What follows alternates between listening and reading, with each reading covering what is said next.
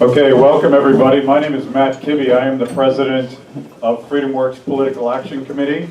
And it's a real honor to be here, and it's a real honor to see everybody come out tonight in this difficult weather. We're in interesting times in America. All of those theoretical arguments we had in 2010 about Obamacare are now a nightmare for millions of Americans who lost the health care they were promised they could keep.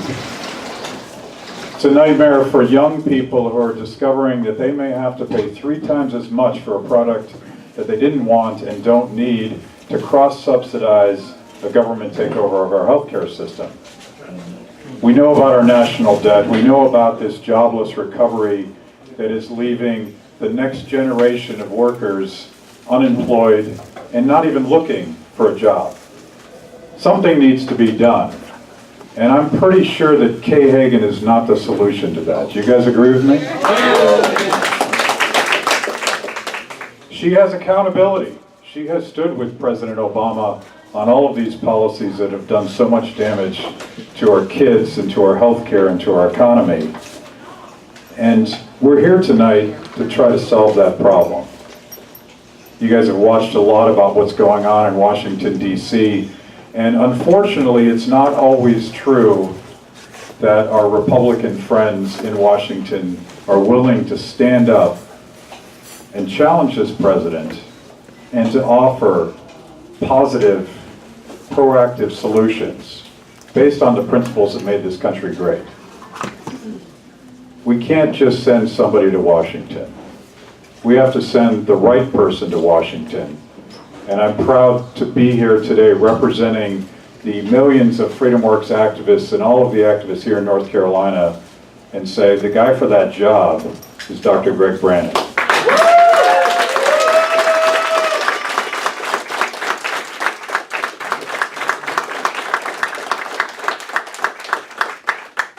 I think a lot of people here know his story. I actually got the first opportunity to meet him tonight.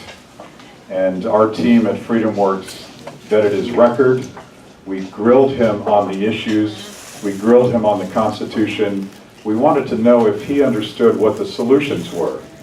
Because if you think about where we are today, it's not enough to pledge to oppose Obamacare.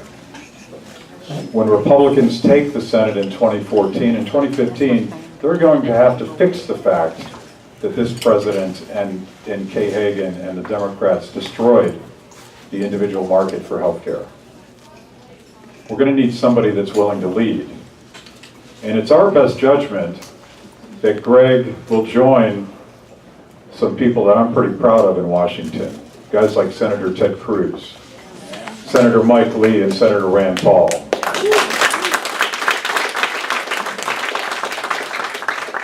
We're going to grow that Freedom Caucus in the Senate, and we're going to drive a positive freedom-based agenda that puts money and power back in the hands of people, not government.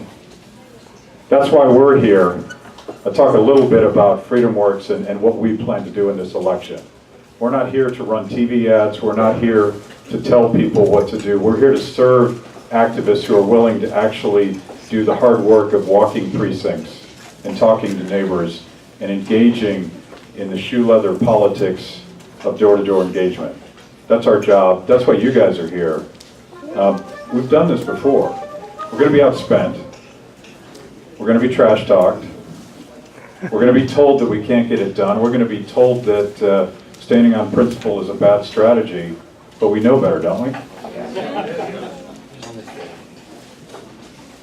I am doubly pleased with our decision, having had a chance to talk to Dr. Brannon tonight. I think he's the man for this job. I'd like to invite him up here right now.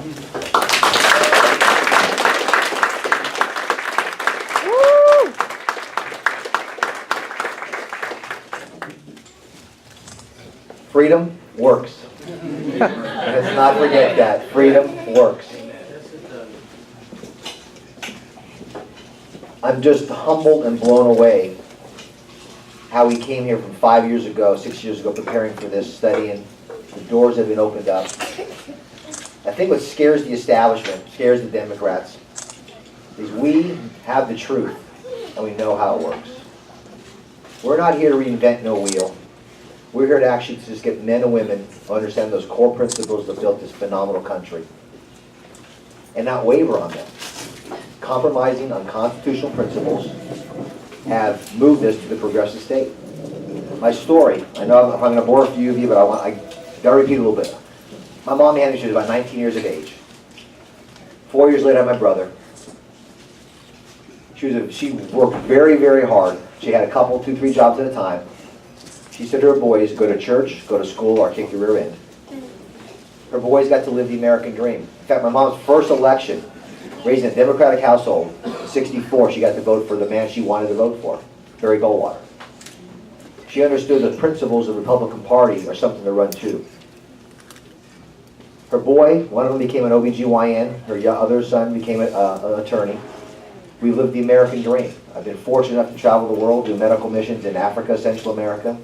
My wife and I have been married 26 years. She's over there, my love of my life, Jody. I'm tough and she's really tough. We have 6 lovely girls, 1 boy. My best friend, my little son, he's 21. My oldest daughter's 23, and our daughters are 4, 7, 8, 17, almost 19, and 23. We've been blessed to adopt 3 little girls from China that complete the family. You know when your family's complete, you just know it. Are we complete, Jody? I don't know it. Okay, we may not be complete. When she knows it, we'll know it. But what makes America special is I've been around the world. I've seen the eyes of all different groups of people. But what makes America special is that we're the only country ever based upon the individual over the collective. We all understand the idea of endowed by our Creator. But our founders put down on documents, the greatest philosophical document of all time, the Declaration of Independence, does not just declare to England why we should be free, but to the world why men were made free. Then 11 years later, the Constitution, or second Constitution, that put those philosophies into written law in 6 pages. And the Bill of Rights, which does not grant one single right.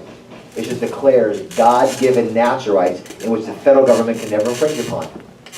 So our founders had asked themselves 2 questions.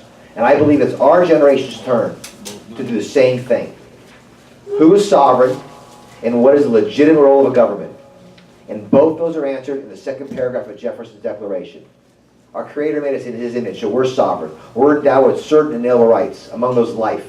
From the moment of conception to natural passing and everywhere in between. There's no such thing as quality of life. A third party cannot tell you a quality of life. You're all special. Without life, there's no liberty. And the next one is liberty, which is freedom and responsibilities. And then the pursuit of happiness. That is your dream. What makes America great is not succeeding, but the opportunity to try to succeed and the opportunity to get it every single time we fall. I have fallen many more times than I've succeeded. So that's your inalienable rights. You're the sovereign. Don't ever forget the man or woman in the mirror is sovereign. Then the next question is, what is the legitimate role of government? It's the very next sentence. To secure these rights, which rights? Your inalienable rights of the individual. A government instituted amongst men, driving the just powers from consent to the governed. We've given our consent not to be ruled over, but of unbiased umpires to make the field level of the opportunity at the beginning stage. And the moment a government oversteps its bounds, it's now illegitimate. I had Reverend Sharp make fun of the word tyranny. Well, tyranny means something. Because right there, Jefferson listed 28 things he called tyranny. That's our Declaration. That's our Founding Fathers. I always talk about the 56 men that signed the Declaration, but how about the wives at home with the kids? Putting food on the table.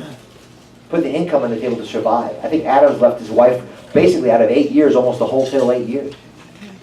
They risked it all. Those 56 men and their families, by saying they pledged their life, their fortune, but most important, their sacred honor, they changed the world. We will not show them the respect if we run away from those principles. Yes, America has warts. At the beginning, we said people with darker pigment are a property, not humans. We went through that.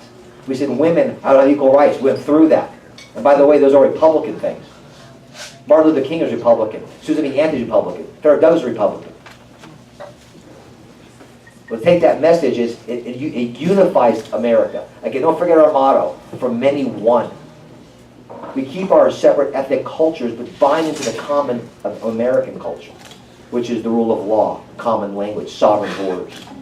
We be a republic, and we show the rest of the world what that shining city is. That's what Reagan talked about. Be the example for the world. We don't need to be a democracy. That's two wolves and sheep voting what's for dinner. A republic is wolves and sheep don't eat each other. So today I want to answer a lot of questions, but on any topics you have. But I want to go over a little history right here on the Constitution, because that's the job I'm running for. It's Article 1, Section 3. The Constitution limits the federal government. It limits the federal government. And Article 1, Section 8 gives the federal government 18 functions. The checks and balances, I'll go over that. The legislative branch has roughly 33 functions. The executive branch has 13. Side note, of the 13, the ones for foreign policy only has one that it can do unilaterally. That's actually saying hello to ambassadors and ministers. Foreign policy must be at the origin of the intent, according to Hamilton and Madison, at the exact time when all the things are discussed. Not advising intent doesn't mean put a stamp of approval. It means you're part of the process the whole way. And then the judicial branch has 6 functions to actually give their opinion on 6 types of cases, but no power to enforce them. All law is in the legislative branch. So checks and balances are intertwined amongst those. But the most important checks and balances are the vertical. The top of it is the sovereign. Look in the mirror. That is the top of the pyramid. We delegated our liberties, a little bit of our responsibility to the state to allow us to live our lives. Roads, take care of clean water, go live your lives. To make a more perfect union, our state delegated 18 functions. But how does that all stay together? I think a couple quotes are important here. Washington said, "We the people are the true keepers of the Constitution." And that's why FreedomWorks is back. That's why the people are back. We're doing our obligation. Jefferson said, "Our peculiar security is based on the fact we have a written Constitution. Let's not make it a blank piece of paper like instruction." So we're responsible for this. And don't forget, Jefferson was not in the debate. He was in Paris. So he said, if you know what the Constitution means, ask its friends. We prepare, we study what they want to do. And then last quote is Madison. "Knowledge will forever govern ignorance. And for those men that ought to be their own governors, they must understand the power that knowledge gives." So we here study those 6 pages. We study the Bill of Rights. We understand the 9th Amendment protects the individual, the 10th protects the sovereign state, and the most important phrase, Article 6 is where I give my oath, but in Article 6, Clause 2, it says the supreme law of the land, the Constitution, is in pursuant thereof. We have to hold them accountable to those 18 functions. We do that, the next 40 years will be better than our last 235 years. Because that's when we take the founding principles and apply it to every man and woman, no matter who they are, where they're from, and they have all those beautiful ideals held out there. The future is so much brighter. But if we don't stand firm, we'll not have a future. So I believe this message goes everywhere, and we're taking it everywhere. Let them try to divide us. We're not. It's like a metal. A pure metal is strong, but an alloy made of multiple metals intertwined is unbreakable. That's the American exceptionalism that we're here to fight for. So I'm asking you guys for 3 things, only 3 things. And you'll get mine. I want your life, your fortune, and most importantly, your sacred honor. We do that. I'm doing that correctly. You're doing that correctly. When you fall or I fall, we help each other up. And for those men and women in the next generation who don't really believe that, we go to them with love and kindness and explain to them that the individual is the key. We do that with love and kindness. We're going to break barriers that are going to be phenomenal. We know from the polls, we're doing that. We're the campaign that's putting together a coalition of victory of North Carolinians. We're blessed enough to be backed by FreedomWorks. This is phenomenal. Ron Paul, Mike Church, Eric Erickson, Ann Coulter, Dudley Brown. You know, this is a team that loves this country. We're not going to run away from it. We're going to run towards it. So again, I want those 3 things. You got mine, and I'm honored to be working with you for victory May 6th and then in November. Thank you so much.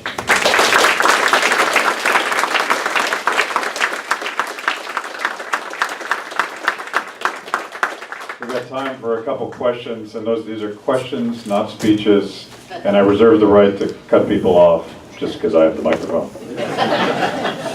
Any questions? Any questions at all? Wow, you're all hungry still. My daughter's raising her hand. Yes, Callie? Okay, thank you. What would you propose to take place of the current unaffordable health care system? That's beautiful. I read HR 3590. I wrote a paper on this in March of 10. I went through the philosophy of medicine between Plato's Republic, where we're all part of the collective, and society esteems who lives or dies, versus the Hippocratic Oath, which everybody is issued a life. And American exceptional health care came because of pure free markets. In 1943 is when we started going downhill, when the government started giving tax benefits to employers giving health care. They got their tentacles involved. In 65, we get Medicare and Medicaid. How good were they projecting the numbers? Medicaid was off by 1,700%, Medicare by 900%. If you score the Unaffordable Care Act, I like that. The way they did Hillary's plan, it would be $7 trillion, not the one they said it was. Then they came back saying 6. What if they're off tenfold there? So it doesn't do what it's supposed to do. So the answer is very simple. It's called free markets. It's called using the Commerce Clause correctly. In this country, there's over 100 health insurance companies. What if all 100 were in North Carolina competing for your dollar? Quality goes up, prices go down. In this state, you cannot open a hospital on your own. You have to get a certificate from the government. That's not free markets. So the answer is simple. Article 1, Section 7, Clause 1 is where the power of the purse is in the people's hands. The House not just has the ability to defund this thing, they have the moral obligation to defund it. Right. So then it dies in the vine. And then you have a repeal at the federal level in the Commerce Clause. Mike Lee and Ted Cruz have plans. When you hear they don't have plans, that's not a truth. But I would like to have 50 laboratories of republicanism, like our stars stand for, to see who can do the best healthcare system there. Okay, the less state involvement, the better choice, the better healthcare. What kind of tax system would you favor? Okay, I believe the role of government, according to John Locke, is to protect one's property. I believe your labor is your property. Jefferson said, a good and frugal government does not take the bread out of the mouth of the laborer. So therefore, I think the 16th Amendment is an abomination to true Americanism. But how do we get through that process? Article 1, Section 8, the first clause is called the spending clause. Right now, today, the way that clause works, it limits the federal government on how they could raise taxes. 4 ways: excise duties, imposts, and excise and duties. Those 4 ways today still collect over 60% of the federal money to run our government. They don't need the other 40%. A man named Ronald Reagan, you know Ronald Reagan? He had the Grace Report. He wanted to know, where does your income tax dollar go to run the government? He found out something sad. It doesn't go to run the government. It goes to pay out interest on the debt to a private bank. So I like the fair tax because it eliminates the 16th Amendment. I just don't believe if the federal government has another way of adding taxes, they're going to get rid of the other one. But that one is the greatest part because you eliminate that one first. You should never tax your production. That destroys an economy. Our dollar from 1792 to 1913 increased in value 17% backed by gold and silver since the Coinage Act. When the Fed got involved in 100 years, our dollars decreased 98 to 99%. The money is yours. And central planners don't get this. When you freely have that human action to decide how you want to spend your money, divide labor, society on a whole lifts. From 1879 to 1913, we grew at an average of 6% a year. The decade of the 1880s, 1890s grew at 60% per year. Lewis Lerman has a great book on how to convert to a gold standard for the 21st century. Reagan put him on that gold commission. I believe your product is your product. We freely share. Everybody lifts up.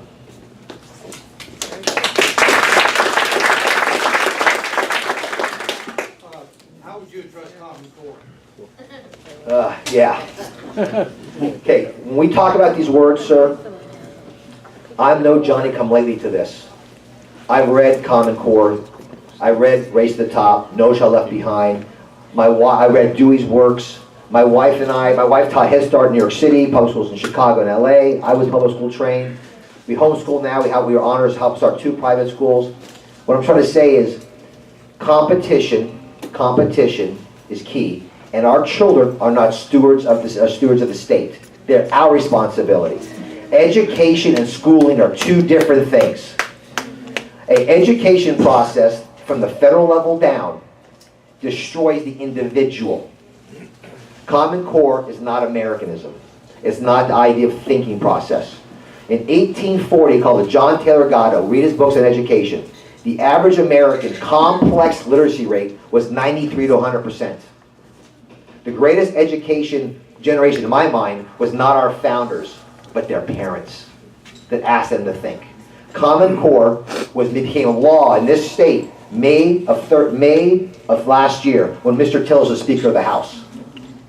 So let's not, now that they're running, let's see what they actually did. We have to change in the state, the law to get rid of it. We must change hearts first.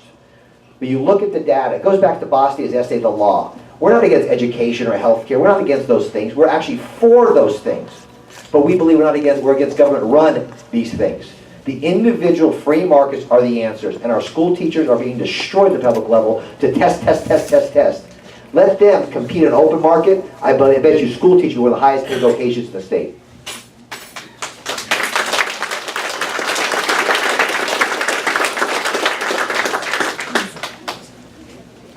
What economists have influenced you the most? What economist? Yeah. Well, losing money helps a lot. I'm a pure Austrian economics. It's von Mises, and that got to me reading Rand stuff, Mike Wood stuff, Ron stuff. But when you read a book, and you watch von Mises debate Keynes, and everything that von Mises talked about came to fruition, because you cannot put a mathematical formula on the economy. What I make a product and Chuck wants to buy it, that's a fair price. Anytime the government gets involved in economics, it destroys choice and quality and raises prices up. So von Mises, and obviously his lineage all the way down. That to me, and then you read, Carl Menger wrote his stuff. I'm blown away at how simple economics really is. When you look at the core value, it's the whole idea of the economy and society in general, the division of labor. The division of labor. So I believe that's laissez-faire by without a doubt.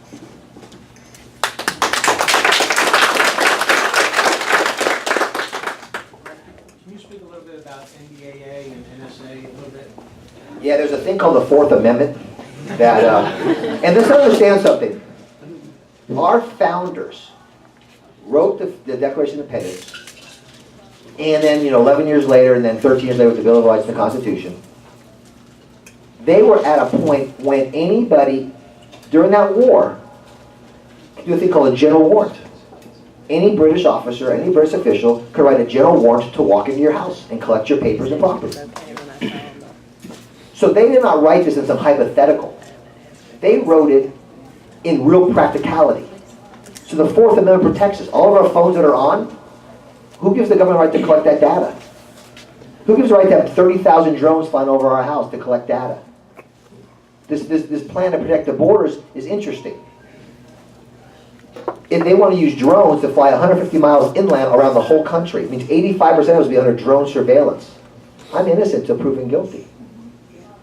So the answer is, if we don't stand up for the rights, well, Washington is true. The amount of tyranny you'll accept is the amount of tyranny you'll live under. They work for us, Rich. The answer is, we have our liberty, we'll have our security. Go back to that written law.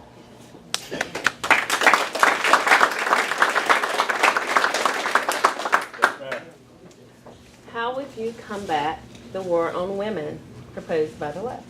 Well, first off, I believe there's no war on women, because I've been raised by a single mom. I got 6 girls, and I got the bravest woman in the whole world.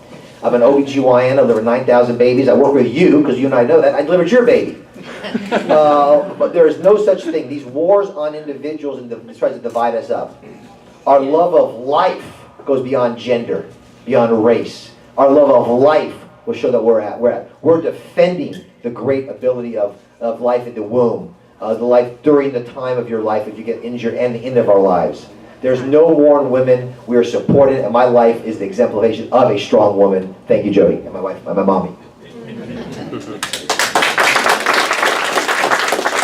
Anyone else? Yes, sir. Comment on how you would solve the problem of illegal aliens in the country and that whole problem. Yeah, now remember one thing, I'm not gonna solve any problem, I'm gonna be a man who goes there and honors my oath. In Article 4, Section 4 of the Constitution, the federal government must protect our sovereign borders. It's not a debatable thing. You first do this, then we do this. That's unacceptable. So stand firm with men like Lee, Cruz, and Paul will stand to give us our sovereign borders. We have brave men and women around the world protecting borders, but not here. Unacceptable. We have to make sure that we are built on legal immigration. We want people in our country. Don't forget, the chains on the Statue of Liberty are being broken, leaving the Western Europe of feudalism to come to America for the opportunity to be free. I want everybody here legally. The process, we gotta look at individuals. If we do amnesty, what happened under Reagan and Bush, what that does, it destroys, look at California, it destroys our sovereignty, it destroys our economy. I want people here to be part of the system, out of the darkness, be part of the system. Will strengthen America, but it must be done legal. Okay, one last question here. What would you do about gun control legislation proposed and what is currently in place? Okay, there should be no infringement on your right to bear arms. Done, next, move on. Okay? The Bill of Rights, again, is so clear. The Bill of Rights is a list of rights the federal government cannot discuss. The first law of natural law is self-defense. Washington said, it's not the amount of arms we have. He goes, our liberty and independence is not based upon the amount of arms we have, but how much ammunition we have. See, our founders laughed. Read Trench Cox, read Madison, read Henry, read Noah Webster. They laughed at the thought that any American would ever not be armed, because that was our militia, that was our protection. So what we got to do is, as senator, I would never vote for a cloture vote to discuss it. The answer is they can't. 3 men, according to Joe Biden, stopped what the government wanted to do, take more control of guns. Lee, Cruz, and Paul. I'll be honored to be the 4th.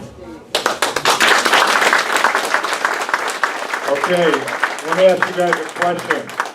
Are you guys willing to work for Greg Brannon? I would like to introduce to you guys the next senator from North Carolina, Dr. Greg Brannon.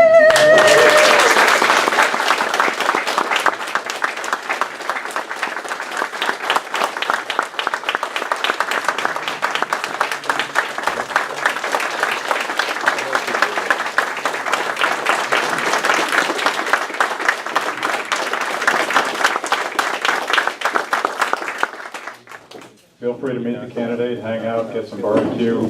This is FreedomWorks, so there are no rules.